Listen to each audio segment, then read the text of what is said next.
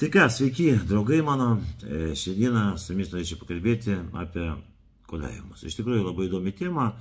Biškai ilgesnis bus turbūt video, nes vis čia aš šnekėjau apie balzamus, atnasapiams balzamai ir taip toliau. Viskas su jais yra gerai, naudokite, bet šiandien norėčiau pakalbėti su jumis apie kodavimus.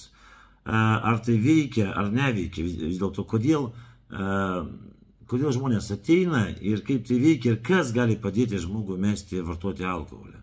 Ir paliesiu temą, kokie dabar kodavimai yra populiaresni, sakykime taip, dėja, nes pradžia buvo vieni kodavimai, dabar visiškai kiti, nuo kitų žalingų įpročių. Tai vat, jeigu turit laiką, pažiūrėkite, jeigu neturit, tada vis tiek jums sėkmės. Tai vat, iš tikrųjų, kartais pas mane ateina žmonės, ir aš sakė klausiu, ar jūs tikite, kad kodavimas gali padėti žmogui mesti gerti, vartoti narkotikus ir taip toliau. Bet aišku, tas žodis kodavimas man nelabai patinka, man labiau patinka žodis hipnozė arba psichokodavimas, pavadinkim taip, ne? Ir žmogus ateina ir sako, Sergejau, sako, vat aš nelabai tikiu, bet kadangi kažko tai tikėti reikia, aš vis tiek atėjau. Aš sakau, gerai, tvarkoju, bet pasakykit man, tada kaip jūs galvojat, kaip žmogui galima mesti vartoti alkoholį? Pavyzdžiui, nueiti į Minnesotą 28 dienas pasakas apie alkoholio žalą, ne? Tai apie alkoholio žalą jūs žinot puikiai. Jeigu žmogus ateina jau koduotis, reiškia, apie alkoholio žalą jis žino, jam tas alkoholį žalos jau pridarė. Toliau, jeigu ne Minnesota, tada psichologai arba psichiatrai, ne? Psichologai ieško pačios tokios kaip problemos, dėl ko žmogus geria. Bet aš sakau, kad labai dažnai žmogus geria neturėdamas jos problemos, ne? Tiesiog, žinot, geriam kai gera, kai bloga, geriam per šventės, geriam per laidotuvės. Teisingai, reiškia, vėlgi tokio dalyko kaip ir nėra. Tada klausimas vis dėlto, kaip psichiatrai gydo vaistais, ne? Xanaxas, Relaniumas, raminamieji vaistai, nes kažkodėl tai galvoja, kad reikia gydyti vaistais raminamaisiais, ne? Tai vat, klausimas, tai sutikit, viskas yra mūsų galvoje, ne? Ir vat, daugelis man komentarų rašo, kad maždaug kodavimas yra nesąmonė, čia yra šarlatanizmas ir žmogus tik tai pats gali mesti gerti. Pilnai tikiu ir visą laiką sakau, kad kai pas mane ateina žmogus į hipnozės seansą, ne? Aš sakau, supraskit, kad hipnozė yra pagalbinė priemonė. Ne? Tai vat, aš skaitau, kokie 60-70% yra mano, 30% yra žmogaus. Ir jeigu žmogus pats nebenori, jam nieks nepadės. Bet, sutikite su manim, žmogus, kuris turi problemą, jeigu dabar žiūri, labai dažnai artimieji sako, klausyk, tai kodėl tu negali, va tiesiog paimk, nebegerk ir viskas, nekelk tos pirmos ir viskas. Atrodo, lengva, realiai. Na, vat, kai žmogus ten serga diabetu, pavyzdžiui, nevalgo saldumynų arba jos apriboja. Bet kas liečia su alkoholiu? Sutikite, kad žmogus geria vis dėlto iš savo emocijų ir jausmų. Labai retai, kad žmogus ateina, sakau, blemba, man taip skauda koją, aš reikia išgerti, kad neskaudėtų. Būna, aišku, ir taip. Bet čia ne užgerimas, čia tiesiog skausmo nuėmimas, arba priežastys, kad išgerti, ne, vėlgi per emociją ateina. Tai visi žmonės geria per emociją. Tada, prašau, taip lengva pasakyti, vat, nu, klausyk, nu nebegerk. Bet ateina ta emocija. Žmogus ateina namo, ties namuose, žmona, vaikai, viskas yra gerai, bet, nu, vat, kažko trūksta. Nes dėja, alkoholis, kaip visai, kas sakau, yra geras ir antidepresantas, ir stimuliatorius. Pradžiai, ne? Pradžiai, kai žmogus išgeria. Tai reiškia, viskas yra pa žmogų va čianais smegenyse. Ir jokia piliulė, kapsulė, elektros stimulacija ant galvos, kaip ten uždeda, ne? Tikrai nepadeda. Ir čia reikalinga hipnozė. Hipnozė smegenyse blokuoja. Kai žmogus man ateina ir sako, Sergejau, hipnozė čia yra nesąmonė, sakau, nu palaukit, sovietų laikais, ne? Daleiskim, buvo Baltarusijai, Ukrainai, pravedinėja grupinius, reiškia, hipnozės seansus, kur pa žmonės per 15 minučių nuimdavo ikčiojimą. Ikčiojimą nuimdavo, ne? Tai įsivaizduokit, ir tai yra realus dalykas. Ir kas man sako, kad Sergejau, hipnozė tai yra šarlatanizmas, sakau, nubaikit. Nu kaipgi hipnozė gali būti šarlatanizmas? Hipnozė čia kelionė jūsų pasąmonėje, jūsų smegenys.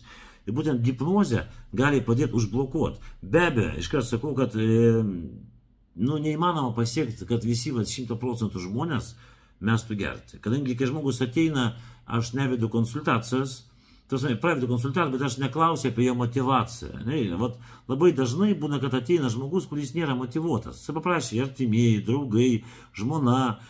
Paprašė ir jis atėjo, sako, Sergejau, sako, vat aš nelabai nori mesti gerti, bet reikia dėl žmonių, dėl vaikų, dėl ateities. Ir aš tą puikiai suvokiu, kad tai nėra motyvacija. Ir tada rezultatas gali būti blogas. Bet jeigu žmogus ateina, kad Sergejau, viskas, man yra dugnas, aš negaliu pats padėk, ne? Tada be abejo, tai veikia labai stipriai. Taigi, aišku, būna tokių dalykų, žmogus man paskambina ten po metų, sako, Sergejau, aš atkritau, ką daryti, ne? Jūsgi parašyt, kada mes 3 metams, jūs parašyt man lapelę pažymos 3 metai, o aš tik 3 metus nebegeriau. Kodėl?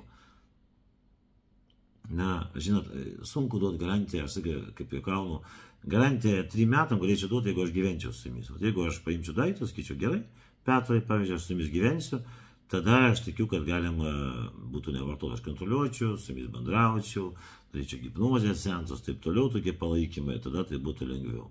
Antras dalykas, dėl ko pas mane yra pastiprinimai. Pastiprinimai yra labai svarbus. Žmogus po kodavimą ateina pas mane po savaitės, po 2, po mėnesio, po 2, po 4, po 6, po 8. Žmogus pastoviai ateina pas mane tam, kad palaikytų blaivybę, nes tai yra labai svarbu pradžiai. Čia žinot, kaip masažas. Pradžiai padaro masažą ir nugaros skausmas lygtais dingsta, tada toks pasitikėjimas, savimi laisvė, bet po tam tikro laiko vėl pradeda skaudėti, nes laikysena yra bloga. Tai vat, dėl to reikalingi pastiprinimai, kad palaipsniui išlaikyti laikyseną, kaip sakant, ne, ir žmogus jau priprastų prie tos blaivybės.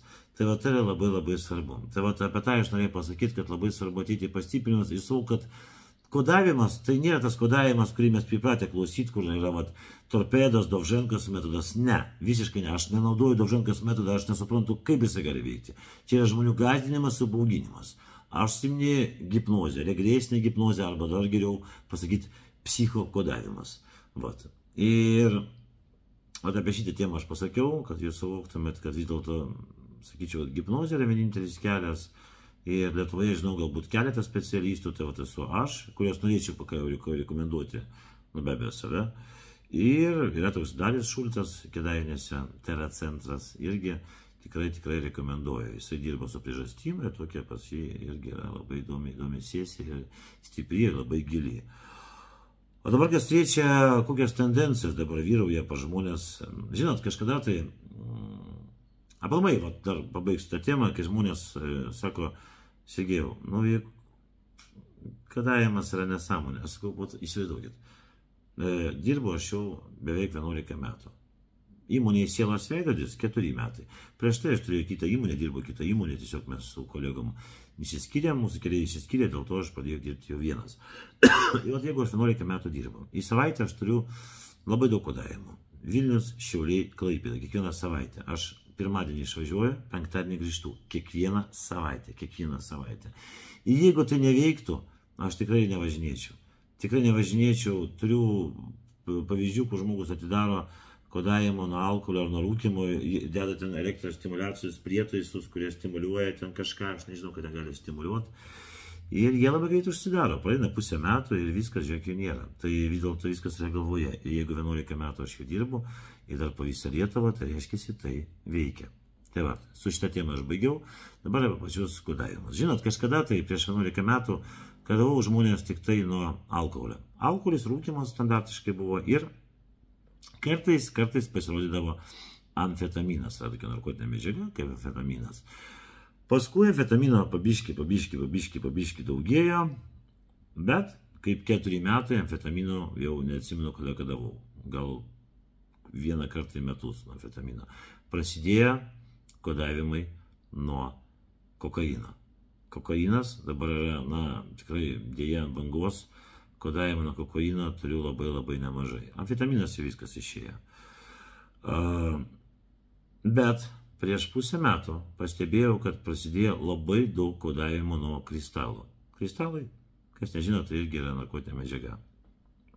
Tai kas įdomiausia, kad tendencijos keičiasi. Aišku, kas yra nepakeičiama, tai yra alkoholis. Alkoholis yra dėja visada ir pastovi alkoholis yra stabiliai, bet kaip keičiasi. Ir tai yra toks legalus narkotikas. Dėl to aš sakau visą laiką, kad jeigu Lietuvoje nedaug dievė įves įstatymų, kur leis prekiauti žolę, čia bus šakis. Dabar nuo žolės, nuo kanapio koduoju galvot, 1-2 žmogų per metus. Bet jeigu legalizuos, Taigi čia yra narkotikas. Čia yra narkotika. Kai man sako, žmonės sako, Sergėjau, taigi čia yra natūralus produktas. Tai palaukit, tai alkoholis natūralus, naminis vynas ar natūralus. Tai visiškai natūralus. Visiškai. Tai viskas yra natūralus, bet tai žmonės pripranta. O kaip žmonės pripras prie reiškia, kanapių, ne, prie rūkimo, tai vėlgi problema. Aš ką noriu pasakyti, kad tendencijos didėja ir dėja žmonės vartoja vis naujesnius narkotikus ir stipresnius narkotikus. Ir aplamai, kas sako, kad Lietuvoje mažėja alkoholizmas, ne, tikrai ne. Kas buvo prieš 4, tai yra prieš 10-11 metų ir kas yra dabar yra žymiai daugiau kodavimų. Kadangi kažkada tai tada, prieš 6, 8, prieš 10 metų, mes turėjom stabilią situaciją, o žmogus geria, išgyvena tam tikras emocijas. Didžiausias antplūdis kodavimam prasidėjo tada, kai prasidėjo Covidas. Prasidėjo didžiausi kodavimai. Covidas tada baigėsi, bet kodavimo liko, kadangi pasiekmes nuo alkoholio vartojimo tęsiasi toliau. Ir dar didesnis antplūdis prasidėjo, kai prasidėjo karas. Rusija užpuolė Ukrainą. Va tada prasidėjo didžiausias kiekis žmonių, kurie atėjo kodą, nes visi bijo, ne? Gyvename, patys žinot, kur Lietuvoje, visai netoli. Ir žmonės iš tos baimės, iš to nerimo pradėjo daugiau gerti. Tai kas man sako, kad alkoholizmas galima mesti pačiam, tai kodėlgi žmonės, kurie seniau visiškai nevartodavo alkoholį, o per COVID pradėjo vartoti alkoholį per tai, kai prasidėjo karas. Kodėl? Nes sutikit, tai yra vis dėlto jausmų ir emocijų lyga. Kas man pasakys, kad reikia ateiti į Minesotą, jūs tam pravalys smegenys, pasakyti, gerti yra blogai, jūs toks, blemba, klausykit, tikrai blogai gerti, kodėl aš geriu? Ne, daugiau nebegersiu. Ne, nepadės. Va čia reikia tvarkytis čianais, kad žmogaus smegenys išsiblokuotų. Tai ką, gerbėjai draugai, jau 12 minučių aš šneku, tikrai labai nemažai. Tikiuosi, jūs dažiūrėjot mane iki galo ir aš linkiu jums sėkmės, stiprybės, laimės, džiaugsmo. Jau pabiškai baigėsi vasara, taigi pasiimkite atostogas ir maksimaliai daug laiko praleiskite gamtoje. Va, tai visiems geriausiai ir sudie.